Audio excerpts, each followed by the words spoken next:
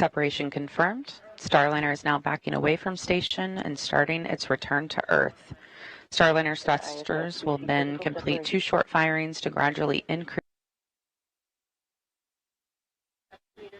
The vehicle is now about 2 meters away from the International Space Station. Starliner will be beginning a breakout burn soon, which will take the spacecraft forward and above station.